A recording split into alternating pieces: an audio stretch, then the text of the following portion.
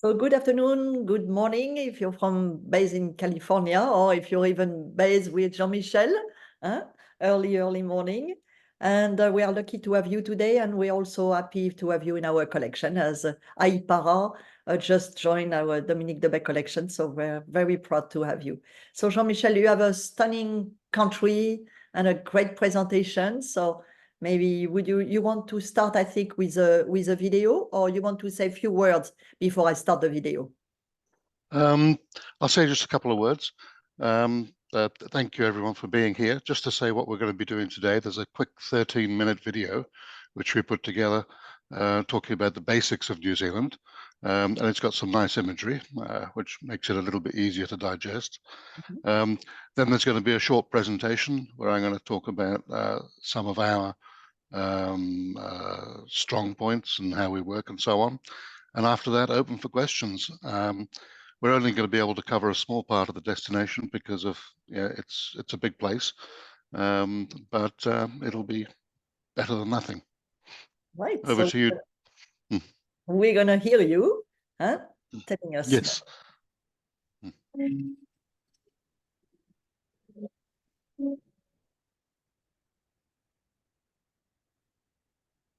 Hello, my name is Jean-Michel Jefferson, and together with my wife Karen, we founded Ahipara Travel about 20 or so years ago. We didn't come from the travel industry and started with a fresh focus on what travelers actually wanted. So my particular focus is going deep. My background was as the son of a diplomat in North Africa and the Middle East, having coffee with Berber jewelers in the Atlas Mountains. And that's what I wanted to bring travelers to New Zealand. So we focus of course, on what I call the luxury basics. And the luxury basics are an in-depth knowledge of the accommodation in the country and expertise around logistics. And then we go deeper. And deeper are the life-changing days, the days that are commented on at the end of the trips, the special people that we put in front of clients. Probably half of what our clients do in the country is commercially available, and probably half is not. Special stuff that we've often created with special people. Yeah, I think there's plenty of room around here. New Zealand is actually bigger than it can seem. When you look at it on a map in the middle of the Pacific Ocean next to Australia, it can look like a small island, but this island, or these two islands rather, are larger than the United Kingdom and Northern Ireland. It's about the length of Italy or the eastern seaboard of the US. So we're not dealing with a small Pacific island here. We're dealing with a couple of medium-sized Pacific islands. To get around them takes a bit of doing as well. We don't tend to have motorways here, so it takes a while to get from one place to another. The drive from the top of the North Island to the bottom of the North Island, you're looking about 16 hours non-stop, which isn't most people's idea of a holiday. And again, South Island, you're looking at about the same, 16 odd hours. So when clients come to us, they say, New Zealand's a long, long way away. We're only going to come once and we want to see everything. And we've got 10 days. First thing we say is, I'm afraid that's just not possible. I've calculated maybe 15 really different geographic areas that each have a different story to tell. So if you're looking at spending 3 nights in each one of those 15 special areas, that comes up to a total of 45 days. No one has 45 days to visit New Zealand. So immediately, the first thing that we do when we speak with our clients is talk about prioritization. What do you enjoy doing? What in New Zealand do you want to see? And then we start focusing in on what is the best for that particular client to see. So it's very much led by client interest because, as I mentioned, each one of these areas is well worth visiting. The North Island is like a different country to the South Island. So there's another question I'm often asked is, the internet says I should go and see the South Island. What do you think? I say, no, you want to see both. The North Island is something totally different, and it's well worth seeing for a number of different reasons. In 20 years, the feedback from everyone I've given that advice to has been, yes, it was good to see both. Okay, so what is there on both? North Island is much more Pacific. North here means warmer. So way up here, the winterless north, you're looking at beaches, phenomenal beaches, monster, beautifully clear beaches with no one on them. Off the coast, we've got world record game fishing.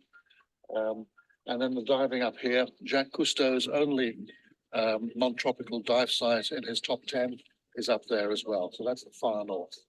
Auckland, pretty funky. The vibrant dining scene. The dining scene in New Zealand favors the importation, let's say, of influences from around the world. So it started out with Italian fusion, moved into French fusion, gone into Asian fusion. So a combination of cuisines from around the world, together with very, very fresh produce, have given rise to a very cool dining scene in Auckland. I'm always happy to visit Auckland and see what's happened there since I was last there. It's cool somewhere. This side of Auckland is part of the reason that we have so many internationally competitive sailors coming from New Zealand. It's a sailor's playground, absolutely beautiful. And a day on the Hauraki Gulf feels like a day in paradise. Meanwhile, on the other side of Auckland, on the wild west coast, there was a movie called The Piano that came out a number of years ago, and Black Sand Beach, sort of ominous, crashing surf and so on. That's the west coast of Auckland. So Auckland, that the internet will tell you to avoid, is actually pretty cool. The next key main area would be the area around Taupo here. This is where we do a lot of our Maori activities, and it's also the geothermal centre of New Zealand. So volcanoes, multicoloured muds and so on, tropical rainforest, and it's also where we do our Maori activities. So the South Island, as you can see from the map, is bigger than the North Island. Just a word on population. Total population in New Zealand, and I'm always out of date on this, is about 5 million. 3.5 million North Island, 1.5 million South Island. So that's why the internet tells you to go to the South Island, because you've got big empty roads and people quite like that, and it's fairly obvious. So South Island, totally different, more like Colorado. You've got the backbone here of the Southern Alps coming all the way through the South Island, braided rivers, huge great mountains, fjords. This is where most of the good hikes are on the South Island. There's some very good ones on the North Island, but the top end ones would be on the South Island. Very good rafting on the South Island. New Zealand has the most helicopters per capita of anywhere in the world. Part of the reason is the terrain. So what can be a 4-hour road trip can be done by about an hour by helicopter. And down here in this part of the world, if people have only got 1 or 2 helicopter trips in them when they come to New Zealand, this is the place to do it. There's only one road through this huge bit of land here, and you've got Fjordland, which will be like, yeah, National Geographic, great big sounds, feel like you're at the ends of the earth, and then coming up into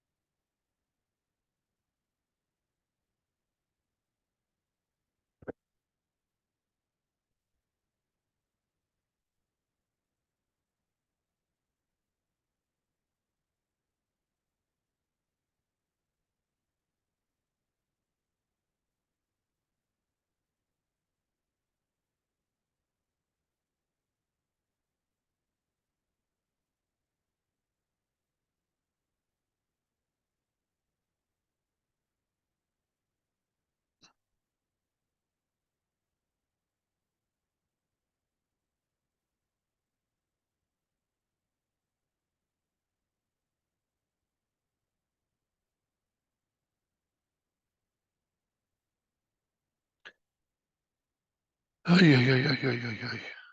What's happened?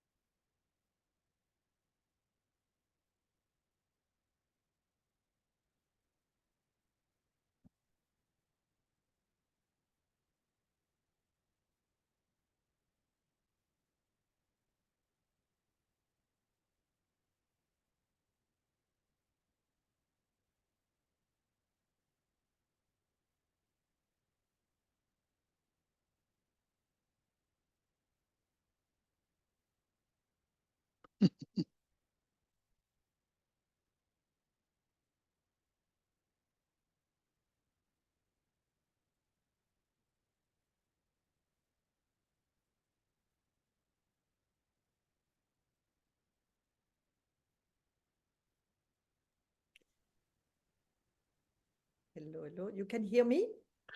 Oh, now we can hear you. Ah, so maybe when I stopped for my own sound, it sounded because me, I was hearing it. Oh, I'm so sorry. I was coughing and I said, maybe I'm going to mute myself. Right. So that was not a good idea.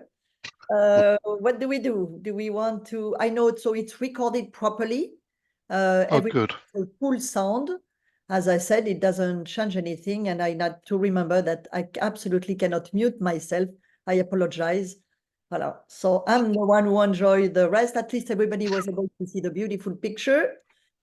So yes, so what don't we do now? We're just moving on to the other part of the presentation, unless you want to know exactly where we stop. So you want to add something yourself? Because I don't know. Yep. No, I think given the fact that it recorded fine, everyone can have a look at it afterwards, and we'll just continue. It was a general briefing about the country, so I think we carry on with the presentation from here. Okay, so we're gonna share the PowerPoint, and now we're gonna hear you. Fine. Okay. Okay, well, that's New Zealand, as we've worked out, two decent-sized islands, but yet we can move on to the next slide. That's just the title slide. Okay, talking about us, I mentioned that we didn't come from a travel background when we started. It means we've made plenty of rookie mistakes, but we've had 20 to 25 years now to learn from them, and have ended up with something which we considered pretty much leading edge a while ago. A while ago, we understood that anyone can book a hotel, and that in order to add value, we needed to put something different together, and that's what became our exclusive experiences. So we were looking at the country and thinking, what makes the country special? What do people really need to see to understand the country? And then we would go out and we would find the right people to connect basically our clients to the country. And in terms of feedback, that's been very, very successful in terms of client feedback. It's always about the cool people that people meet and the fun that they have along the way. So our exclusive experiences are a big thing. On top of that, I had a wonderful bit of feedback once from a sophisticated West Coast client. She was staying at our top luxury lodge called Hooker Lodge, and she said, it felt like we had all the cool guides and the coolest program ever, whilst our co-dinner partners felt like they were all on the same sort of cookie cutter experience. And that's basically it. A lot of people, it's difficult to do New Zealand badly because it's such a beautiful country, but a lot of people do New Zealand in the same way. We don't. And a large part of that is down to the exclusive experiences. So we've been at it since 2001. We were part of Traveller Made, the European-based network. And when they came out with their awards, we were very, very happy to win the first ever Experience Award, which validated again our direction into experiences. Rob reports we were in the top 10 DMCs 15 years ago. Wendy Perrin, who started the Condé Nast list, she's now got her own WOW list. We've been on that since it started. In fact, we were one of the ones that persuaded her to start it. Condé Nast Traveller, we were on for quite a while. They had a change of management, something went strange. Travel and Leisure, we're still on their top list. So we got plenty of endorsements out there. And the nice pictures here are some of the special experiences we've got. Okay, our itineraries. Important point here is we haven't repeated a single one since 2001. So we had one agent came to us and said, no need to reinvent the wheel. And I was confused for about an hour, and then went back to her and said, it's actually our policy to reinvent the wheel. So we always start with a blank sheet of paper, and we start with our ears wide open. And then from that flows something which is right for that particular client. What I've got here also is true concierge support. We have 2 full-time senior managers as concierges while our clients are in country. Being quite an adventure-based country or destination, weather is a big thing, and we use helicopters quite a bit. So we need to be ahead of the weather. So we're continuously running interference on weather, and the concierges are also there in case there's any changes to schedule. If someone has toothache and needs to get to a doctor, or if Air New Zealand cancels a flight, etc., etc. So these people are not people who can barely speak English on the end of a phone and who can't do anything except take a message. Our concierges are senior managers who have got the ability to pick up a phone and make things happen. And again, in terms of client feedback, that has been very, very well received and appreciated by clients. Okay, that's that one, I think. That's the last one. I think that's the last page. So that jumped. Okay. Oh, yep. Back. Oh, Yeah, that'll do. That'll do. That's a good one. Yep. So what one of our pet peeves, we can say, is people who come to us with internet knowledge, and they say, "Oh, on the internet it says this, this, this, and I want to do that." Our approach is to look at what everybody else is doing and go in the opposite direction, because you don't want to go where everybody else is, and also the internet can actually be misleading. So if you look at the left-hand slides are what the internet says, and the right-hand slides are the worst possible pictures I could find of reality. So yeah, reality is probably somewhere in the middle, but we've got to be mindful. So top left, we've got the Tongariro crossing, which is stunning. And if you're going over by helicopter, that's exactly what it looks like. Also, if you're going over out of season, it can be a bit more like that. On the right is an overcast day right in the middle of the peak season, and that is just truly awful. So we have access to quite a number of really quite special hikes on private land where you can be the only person in a landscape. But in order to do that, you need to go on something that people don't know about, which means moving away from the internet. So not far from the Tongariro crossing by helicopter, we've got, within a 10-minute heli ride, I can think of 3 private pieces of land where we can do something similar to that, where someone is totally on their own. So it is absolutely possible to do the left-hand side, but not through the internet. Second one is Hot Water Beach, naturally geothermal beach. And if you dig in the sand, you find some hot water and everyone loves it. And that's where they want to do their selfies.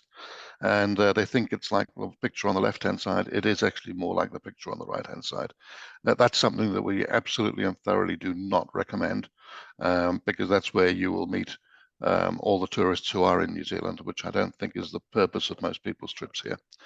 And the bottom one, our wonderful tourism authority pushes camper vans and pushes the left-hand image, whereas in reality, it's more like the right hand.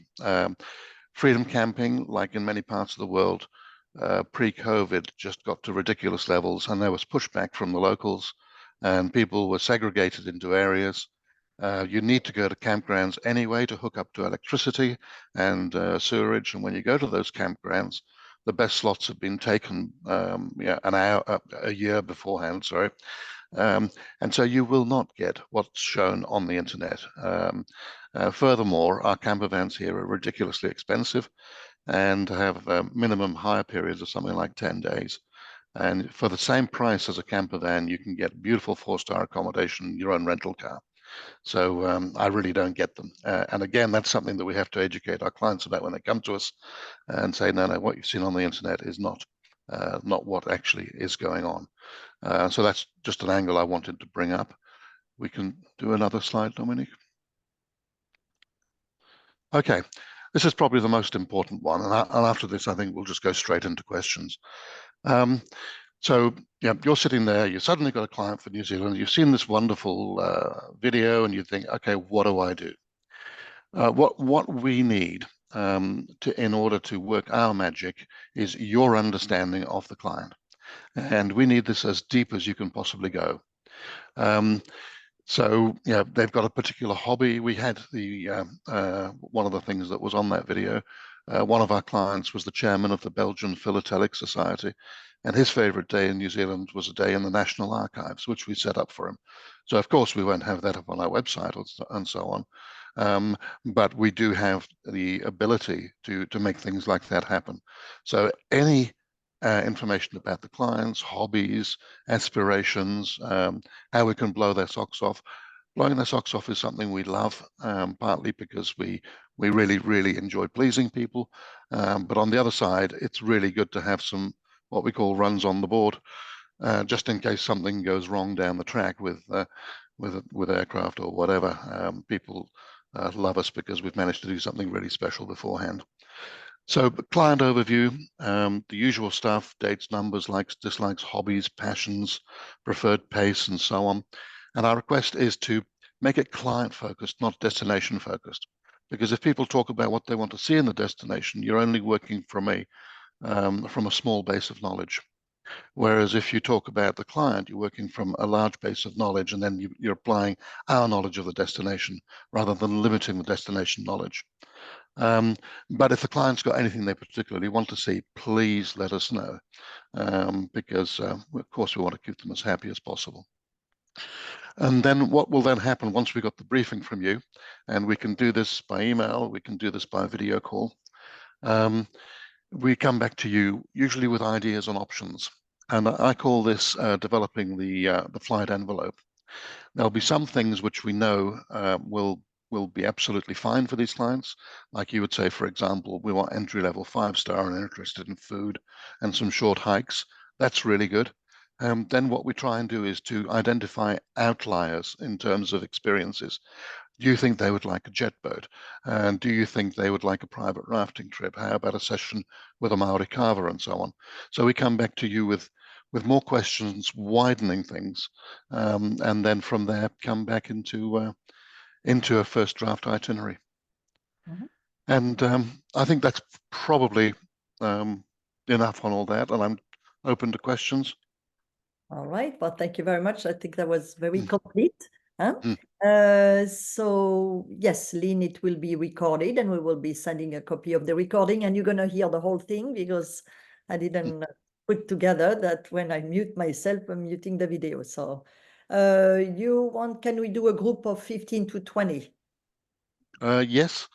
One of the difficulties in this country is we don't have too many big hotels, and the big hotels tend to be a bit boring. The small luxury places start at around 3 rooms and upwards. So the answer is it is possible to do 15 to 20, but it might take out some of the, well, it will take out some of the boutique options. Mhm. All right, I'm looking if there is any other question, but I do not see. So I know Maria, Beatrice, you said hello, everyone. And is there any other question before? Oh yeah, wine regions. I can see this question's just come up. The answer is yes. There are wine regions the length of both islands. So starting up in the Bay of Islands, they've actually planted the Tannat grape, which is a French grape, which is very good for cholesterol, as well as blood pressure. It's medication. And then we've got the Waiheke. Waiheke's really good for Bordeaux blends, and there's a new vineyard on Waiheke called Manor War. And I buy cases of that. I have a wine weakness, and excellent Bordeaux blends there. Over on the west coast of Auckland, you got the Kumeu wine region, and over there, a number of different, from Sauvignon Blancs through to some of the Bordeaux. Then we come down to Hawke's Bay. Hawke's Bay is where our main Bordeaux blends are. So Cabernet Sauvignon, Cabernet Merlot, Straight Merlot, also Chardonnays. So that's about 3 hours south. And then about 3 hours south of there, we've got Martinborough, which has got award-winning Pinot Noir. Then we go on to the South Island, top of the South Island, right-hand side. That's where our award-winning Sauvignon Blancs, like Cloudy Bay and so on, come from. It's a place that we tend not to use so much for tourism because it's been too successful. So the wineries are quite big, and we prefer boutique. Over on the other side, the west coast up there, are a few outliers, some quite interesting vineyards doing a variety, Pinot Blanc and Sauvignons. Then we come down to the Christchurch region, and Christchurch region has got, it's actually the largest wine growing region. It's called the Ahipara in New Zealand, and that again is right across the red and white range. And then we come down to Queenstown, which is now becoming very, very well known for Pinot Noir as well as Pinot Gris and some Chardonnays and Sauvignons. The Chardonnays and Sauvignons down there are more like the French style, more restrained, whereas the ones further north are more like the New World style, heavier and fruitier. There's one guy who actually had his wedding celebration here at my house, and regularly drops by and has a few drinks.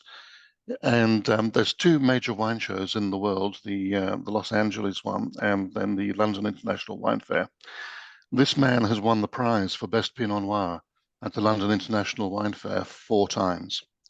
Until he won it the first time, it had only ever been won by French wines. And then suddenly this guy came along and he's won it 4 times. Absolutely ridiculous. So the answer is, yep, there's a lot more wine than on Waiheke, and quite a lot of fun drinking it. We tend to recommend vineyard restaurants so that you can just relax and enjoy it while you're having a meal. But if you want to go full on wine tasting, of course, we can set up wine tastings, behind the scene wine tastings, and pretty fresh, non-standard wine tastings.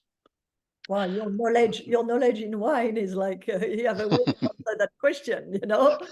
You Yeah. could have say, I will send you a little more information. No, you have everything by heart, huh? Oh, Wow. well, I've been doing this a while. I know, but I can tell I never heard anything like this before, huh? Because you're not supposed to be my wine specialist from New Zealand, but the DMC who has access to specialists, but you seems to be a specialist yourself, so that's really incredible, huh? I did do guiding for a number of years, so I was a luxury guide by car and helicopter for a number of years. So But still yeah. staying in the wine group, we have the question for the wine group. Do you do 3 or 4 star properties? Yes, the wine group for our people, that would be 10 days. Yeah, we don't do 3 because 3 in New Zealand is not very good. And it tends to be sort of boring motels, and we don't know them and we don't have special rates at them, but we do 4. So in terms of properties, what was missed off the video, we do 4, 5, and 6 stars in terms of properties, and the range. When the 6-star range, we're really well known for our luxury lodges, which are truly spectacular.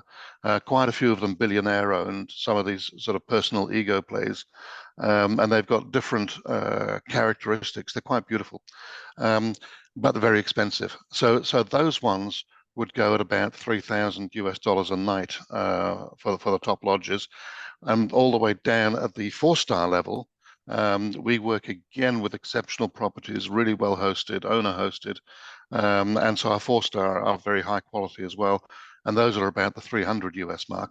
So anywhere between 300 and 3,000, depending upon what your client wants, what your budget is, we can do that. So 4-star, yes. 3-star, yeah, it's difficult to go 3-star in New Zealand. Like even if I was traveling for business, I probably wouldn't go 3-star. I'd probably go 4. There was a question about seasons as well there. I Seasons in come North. to the wine because we were speaking about the wine, but Oh, cool. Oh, cool. yeah, Beatrice wants to know what about the season in north and south? Yep, cool. My favorite time is from mid-January through to end of May. Okay, so what are the seasons? Roughly summer, January, February, March. Autumn, April, May, June. Yeah, roughly. They keep changing with the climate. June, July, August really is winter, and we would say avoid the country then. The only reason we would say avoid the country in winter is because the days are shorter. And so you come to the other end of the earth and you've got less daylight, fewer daylight hours to play with. It's still as spectacularly beautiful. The back country will be closed, and because of snow, ice, and mud, it's just a little bit unsafe. And some lodges will take a break and be closed then. Spring weather would be September, October, November, coming into December. And that's nice weather. It's not too heavily impacted in terms of numbers of people here. And it's spring weather, so you will literally, in some parts of the country, get different weather every 15 minutes. Because we've got so much sea around us and we're a small, an island in the middle, the weather comes through fast. So we don't have bad weather hanging over us for days. So what we tend to do is dress in layers. And you can start off with 3 layers in the morning, one of them being a waterproof one. And then in the afternoon, you'll be down to a t-shirt. And then in the evening, you're back up to the 3 layers. And you'll be rained on every so often. The time we say to avoid is the time when everybody wants to be here. And that's the trophy time. So it's about December 20 to January 10. And it's mainly because of the feel of the country. Or for us New Zealanders, that time is when we're trying to have our summer holiday and we're trying to have the festive season holiday. So we've got a lot of pressure on us as individuals. So New Zealand will be trying to have a holiday at the same time as our visitors will be trying to have a holiday. And that the weather at the time will still be a little bit unstable. So there's a fair bit of pressure on that time. You also need to book about a year in advance, pardon me. 1 year in advance. You need for that period, yeah. Already at the luxury end for the season coming up, it's getting tight. It's already been taken out. Having said that, it's getting tight in the obvious places, and the not so obvious places, which we know there is still availability. And then after about January 10, everything sort of seems to slow down. The heat gets into the ground, the heat gets into the water, and people are more relaxed. The New Zealanders have had their family holiday. Their kids are happy, so they can go back to work in peace. And that's why I prefer it as a much more chilled vibe from mid-January onwards. Mhm. Alors, Ray would like, please send me your direct information. Can you do air? So Ray, we will receive an email directly from Jean-Michel. Do you Yep. do What's air? But I mean, you said you do the helicopter, but I mean, what Ray is maybe talking about airlines. I don't know if it's between north and south. You can take care of everything. What we do is we look after everything in country. So that makes it much easier for us to have levers to move things around. So yeah. Yeah. Lois would like to know, which area do you recommend for a more wellness focused group? That really depends. If it was Maori wellness, and Maori are our indigenous people, and they've been in touch with wellness and spirituality for a very long time, I would suggest the centre of the North Island, where we've got access to some very, very special people. There is also a healing marae. Their communities are called maraes.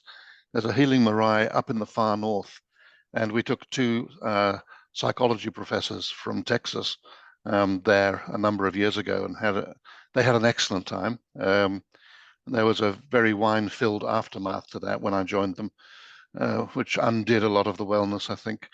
But then your health, you said the wine, you give us a big speech about the wine. yeah, So it should be part of wellness. yeah, but in this particular one, these were return clients, and they'd become friends. We sat down for breakfast at 9 a.m. and we got up from the same restaurant at 2 a.m. the next morning. That was probably a little bit too much wine. Well, too much wine. But then there's a very, very good wellness lodge at the top of the South Island near Nelson. And this guy, if you're deep into wellness, Kundalini awakening is important. That's when your practitioners are spiritually awakened, and they've got special energy in their fingers.